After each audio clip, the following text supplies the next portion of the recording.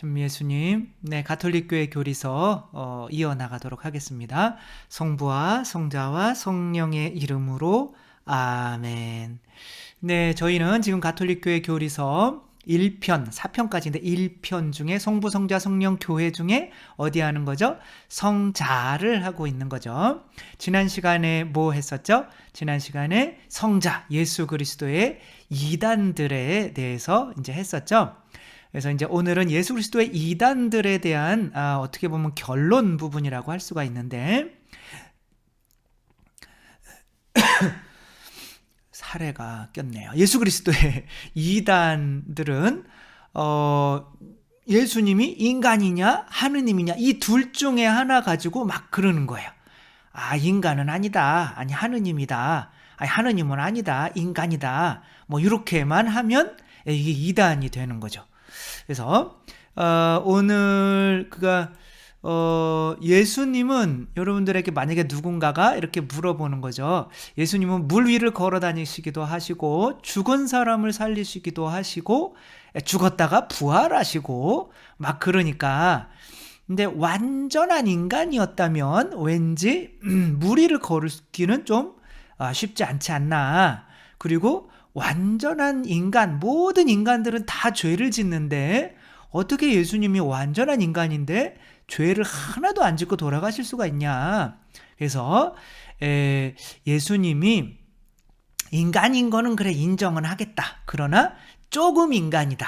이런 식으로 말을 했던 인간이 이단이 있는데 그 사람이 이제 아폴리나리우스라고 하는 사람이에요. 그러니까 오늘은 아폴리나리우스 이단에 대해서만 어떻게 보면 하는 건데 아폴리나리우스는 조금 인간이다 이거예요. 그러니까 인간 하느님인 거는 인정하겠다.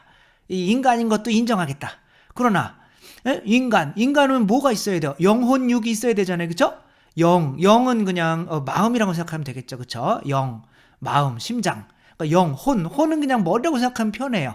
기억하고 인지하고 이성적으로 추리하고 또 뭐 할까요? 아무튼 뭐 생각하고 뭐 의지로 이렇게 해야겠다 결심하고 뭐 이런 것들은 혼이란 말이에요. 머리. 그러니까 영은 마음은 뭐 하고 싶다 뭐 이런 거죠. 마음, 영, 혼, 육체는 이제 막 지체 뭐 이런 거. 영혼육이 다 있어야 온전한 인간이란 말이에요.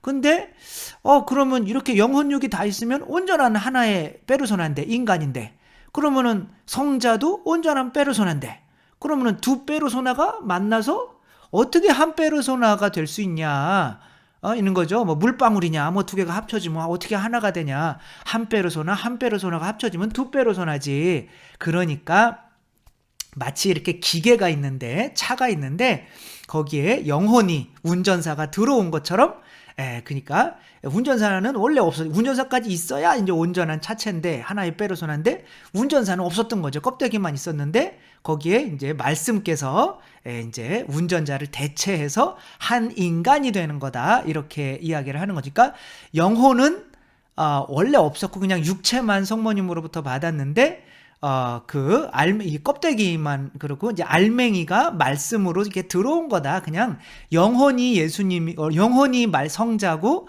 육체는 인간이고 이제 이렇게 해서 하나의 페르소나가 된 거다.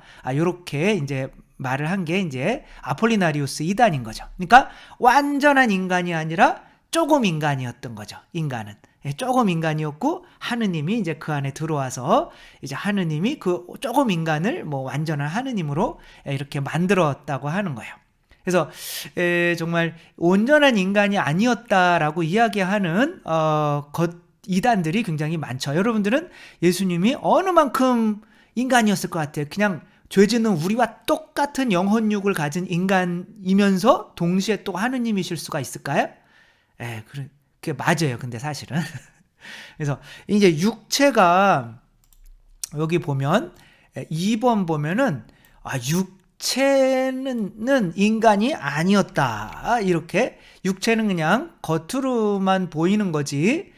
육체는 인간이 아니고 그냥 육체를 가진 척만 한 거다.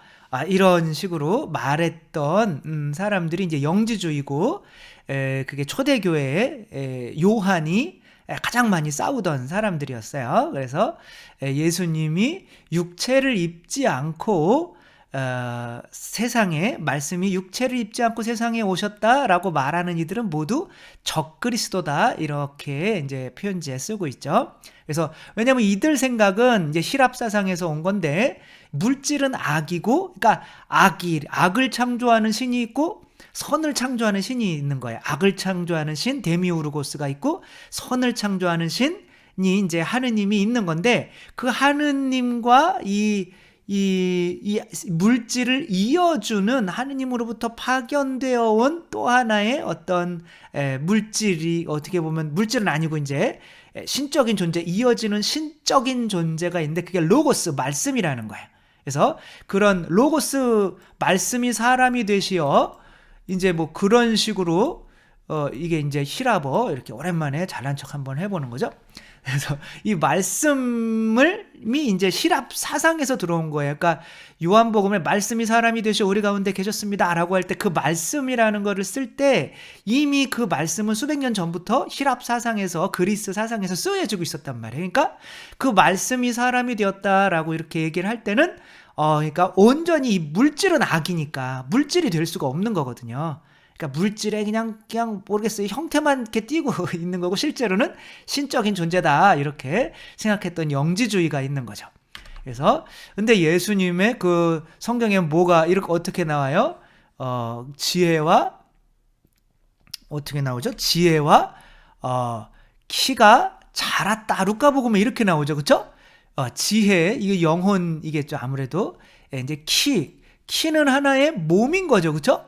그러니까 몸이 점점 자라났다 이렇게 이야기를 하는 거고 뭐 예수님의 육체적으로도 보고 만지고 먹고 마시고 또 예수님께서 부활하셔서 육체적으로 부활하신 게 아니지 않을까? 제자들 안에 이런 생각이 드는 거예요. 그냥 영적인 존재 아닐까?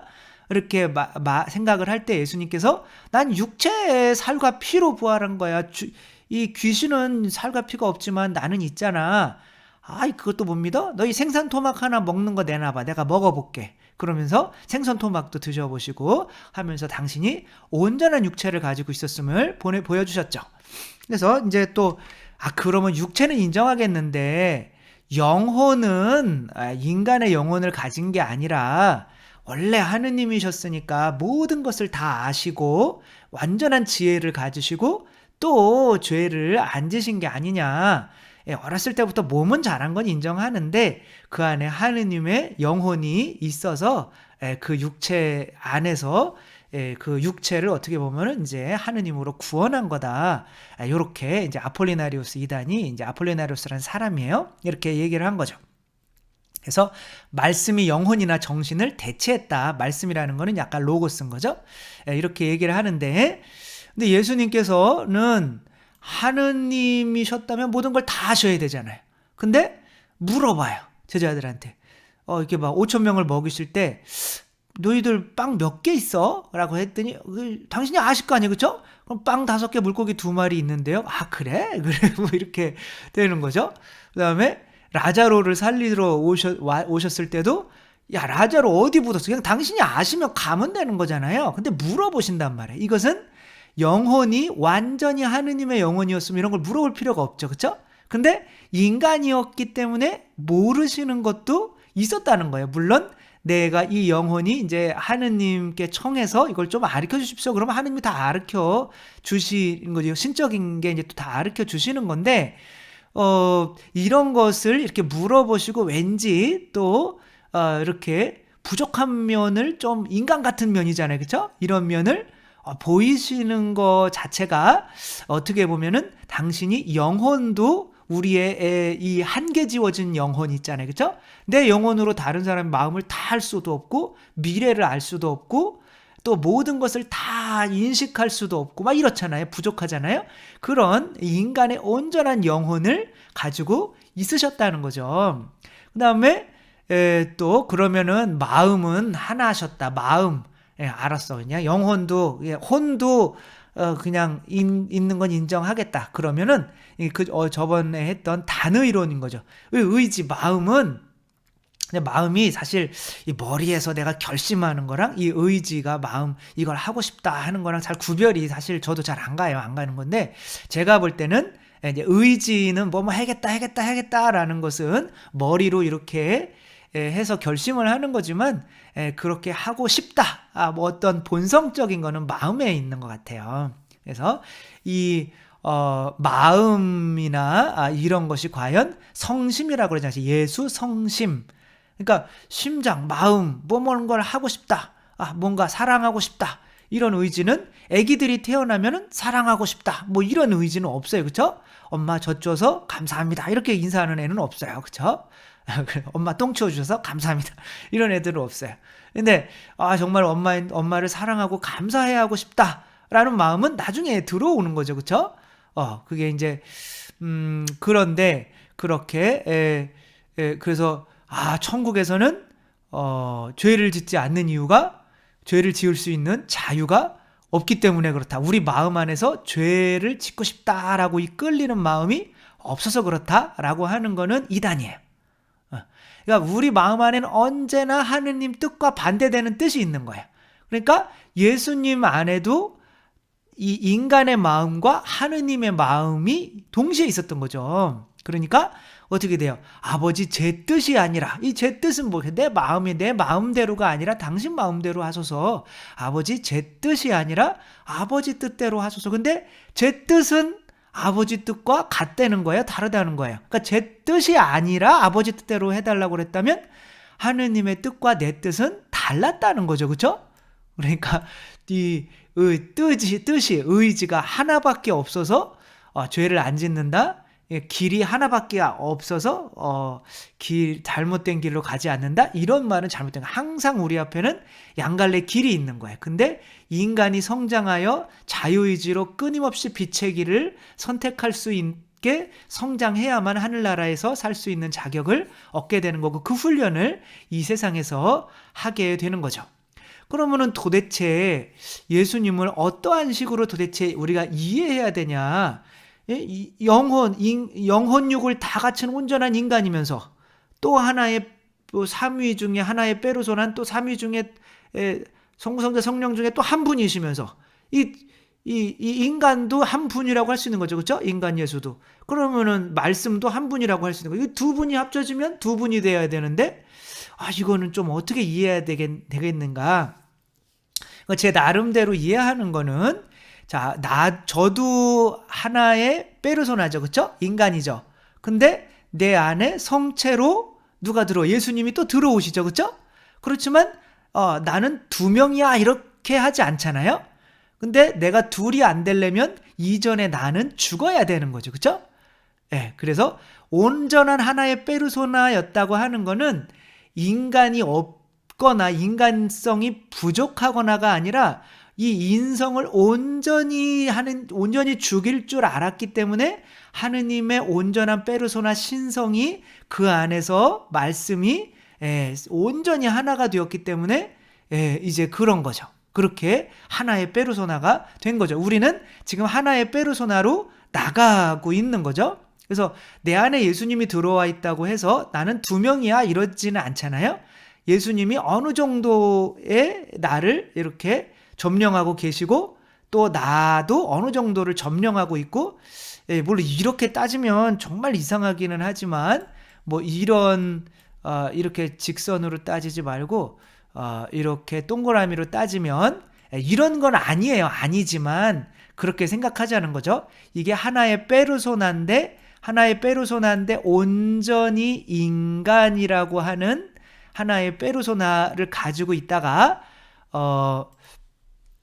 하느님께서 이만큼씩 계속 이렇게 내 안에서 잠식해 오는 거죠. 그리고 내가 죽고 바오로 사도가 말하는 것처럼 이제는 내가 사는 것이 아니라 그리스도께서 내 안에 사시는 겁니다. 나는 십자가에 못 박아 죽었습니다. 그러니까 이게 온전한 하느님이 될 수 있게 하느님의 예수 그리스도가 온전히 나의 페르소나가 되게 만드는 과정이 우리가 가야 되는 과정인 거죠. 그러니까 지금까지 나라고 생각해왔던 이 페르소나에서 나는 나다라고 하는 하느님의 이 페르소나 하나 남기기 위해서 가야 되는 거죠.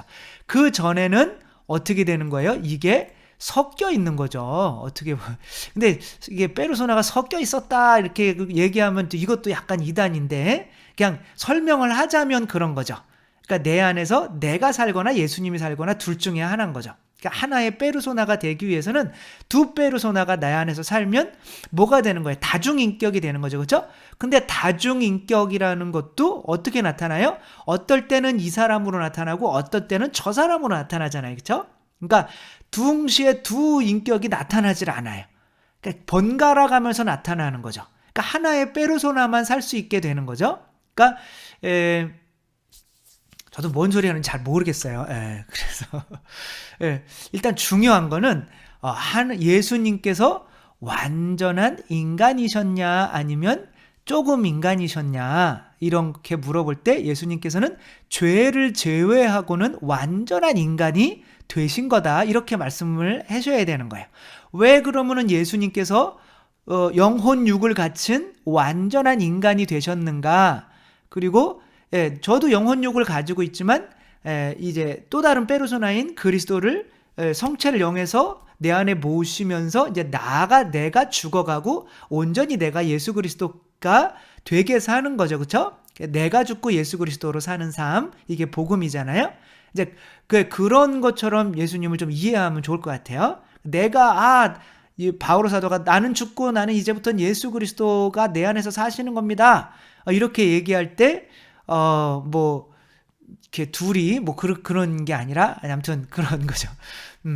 그래서 저도 뭔 소리 하는지 몰라서 죄송하긴 한데, 그래서 하느님이 왜 완전한 사람이 되어야 되는가? 그것은 그 하느님이 완전한 사람이 되지 않으면 우리들이 완전히 하느님이 될 수 있다고 믿지를 못하기 때문에 그래요. 우리가 희망하고 믿어야 그렇게 되는데, 그렇게 우리가 희망하고 믿으려면 우리와 똑같은 인간이 하느님이 되는 모습을 봐야 우리가 믿게 되거든요. 그렇죠? 우리가 뭔가를 보지 못하면 알지도 못하고 믿을 수도 없는 거죠.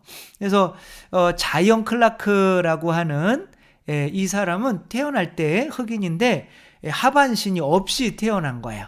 근데 자기가 이제 하반신이 없이 태어나서 부모로부터 버려졌어요.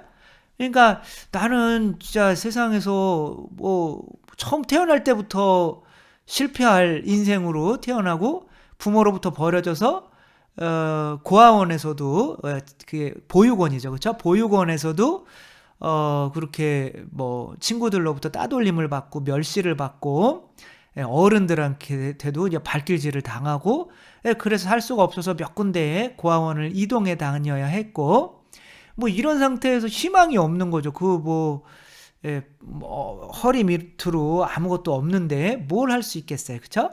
근데 이 사람에게 희망을 주었던 한 사람이 있는데 이 사람은 팔다리가 없어요. 그런데도 레슬링 선수를 해서 이제 유명해진 거죠. 그리고 이 사람이 쓴 변명은 없다.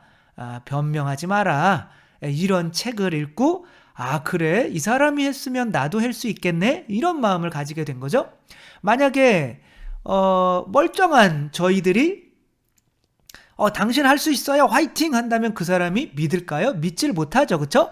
그러니까 아이고 지들은 팔다리 다 있으니까 할 수 있지. 근데 자기는 팔은 있어요. 근데 팔다리 다 없는 사람이 무언가를 그렇게 책을 쓴 사람은 약간 팔이 이제 요까지밖에 없는 거예요. 조그맣게. 근데 그런 걸 가지고도 이렇게 레슬링을 한단 말이야. 발도 이렇게 조금 한 10cm밖에 없는데 이제 그런 걸 보면 나는 양팔이 다 있으니까 나는 할 수 있겠다라고 해서 훌륭한 정말 그래서 2020년, 2021년에 하려는지 모르겠지만 도쿄 올림픽에 이제 패럴림픽이라고 이제 장애인들 나오는 거기는 이제 이렇게 휠체어로 달리게 하는 거 있죠? 그거는 뭐 워낙 상체 힘이 좋으니까 맨날 1등을 하고 미국 2위까지 했다고 그래요. 시작한 지 3개월 만에 그쪽 지역에서 1등을 하고 그다음에 뭐